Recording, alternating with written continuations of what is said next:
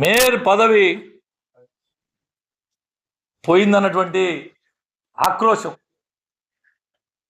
వారి సంపాదన, వారికి వస్తున్నటువంటి సంపాదన మొత్తం కూడా ఆగిపోయిందని ఆక్రోశం.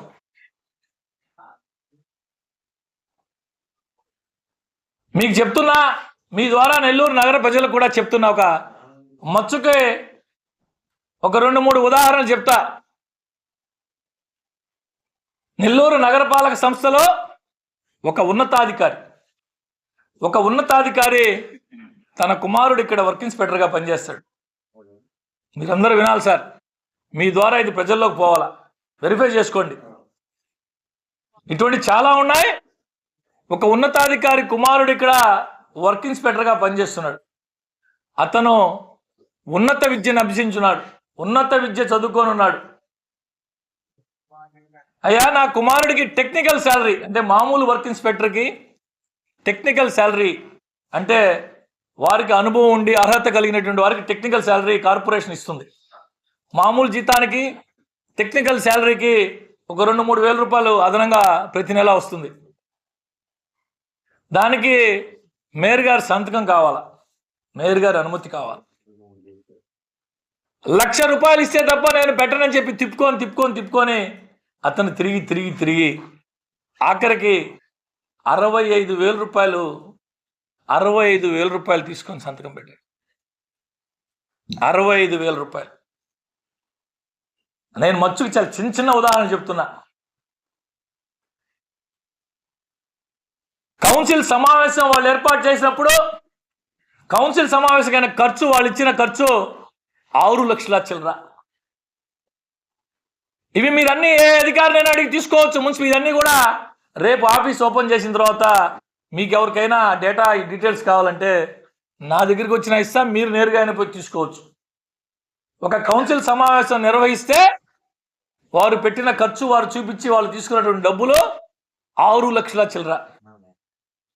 ఈ నెల ఫిబ్రవరి 7వ తారీఖు నేను కౌన్సిల్ సమావేశం ఏర్పాటు చేశా. 15,000 రూపాయలు. ఆలోచన సాగించమని అడుగుతున్నా మీ ద్వారా ప్రజలందరినీ, మిమ్మల్ని కూడా. సమాజాన్ని ప్రభావితం చేసే జర్నలిస్ట్ సోదరులారా, జరుగుతున్న మంచిని, జరుగుతున్న చెడని ప్రజల్లో తీసుకెళ్ళి మీ అందరినీ కూడా ఆలోచన చేయమని అడుగుతున్నా. 6 లక్షలు ఎక్కడ, 15,000 ఎక్కడ? ప్రతి నెల మేయర్ ఛాంబర్కి ఖర్చు, సాధారణ ఖర్చు 70,000, 80,000, 60,000. నేను ఈ రోజుకి మేయర్గా బాధ్యతలు తీసుకొని 56 రోజులైంది. 56 రూపాయలు నాది ఖర్చులే ఇక్కడ కార్పొరేషన్కి. ప్రతి నెల 60,000, 70,000, 80,000. ఇటువంటి చెప్పుకుంటా పోతే అనేకం ఉన్నాయి.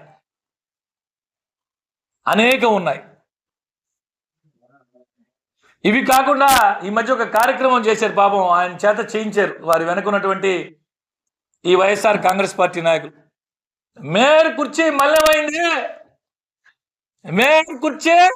మలినమైంది, శుద్ధి చేయాలని, శుద్ధి కార్యక్రమం. నేను ఏమి చేస్తే మలినమైందో,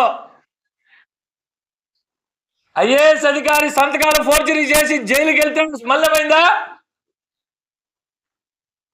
ఐఏఎస్ అధికారి సంతకాలు ఫోర్జరీ చేసి కోట్ల రూపాయలు ఆర్జించే నేను జైలుకి వెళ్తే ఈ మేయర్ కుర్చీ మలినమైందా అని అడుగుతున్నా. కార్పొరేషన్ కమిషనర్ సీసీనే ఇదే ఛాంబర్లోకి పిలిచే, నిర్బంధించే, అతని మీద దాడి చేస్తే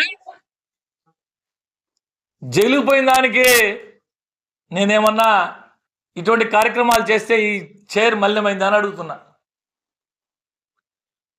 మీరు చెప్పిన అడ్డమైన పనులు చేయలేదని కమిషనర్ సీసీని పిలిచే ఇదే ఛాంబర్లో నిర్బంధించి దాడి చేస్తే జైలుకు పోయిన దానికి నేను ఈ కుర్చీ మలినమైందా అని అడుగుతున్నా. అసలు ఒక మేయర్ కూర్చొని కొన్ని పనులు చేయొచ్చా చేయకూడదా అనేది కూడా లేకుండా అటువంటి కార్యక్రమాలు నేనేమన్నా చేస్తే ఈ కుర్చీ మలినమైందా అని అడుగుతున్నా. గర్వంగా ఒక మంచి వ్యక్తి, ఒక పని చేయగలిగిన వ్యక్తి ఆ మేయర్ స్థానంలో కూర్చుంటే ఏం చేయగలుగుతారో నా శక్తి మేరకు పనిచేశాను. నా శక్తి మేరకు పనిచేశాను.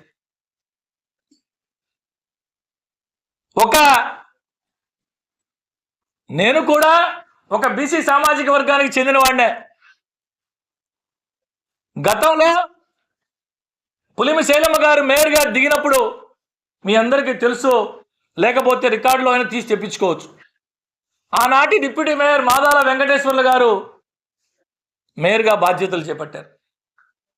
3 నెలలు రాజశేఖర రెడ్డి గారు ముఖ్యమంత్రి, ఆనం వివేకానంద రెడ్డి గారు శాసనసభ్యులు, ఆనం రామనారాయణ రెడ్డి గారు మంత్రివర్యులు. పులిమి శైలమ్మ గారు దిగిపోయిన తర్వాత ఇన్ఛార్జి మేయర్గా, ఆనాడు మేయర్గా బాధ్యతలు చేపట్టిన మాదాల వెంకటేశ్వర్లు గారు దాదాపు 3 నెలల సమయం పట్టింది కొత్త మేయర్ ఎన్నిక. ఇది రాజ్యాంగం కల్పించిన ఇది ఒక ప్రొసీజర్. నేను మేయర్గా బాధ్యతలు చేపట్టిన రోజే చెప్పా, ఖచ్చితంగా ఈ సీట్లో తిరిగి ఎస్టీనే మేయర్ అవుతారు. నేను మేయర్గా పనిచేస్తున్న జీర్ణించుకోలేక వైఎస్ఆర్ కాంగ్రెస్ పార్టీ నాయకులు రకానికి ఒక ప్రచారం,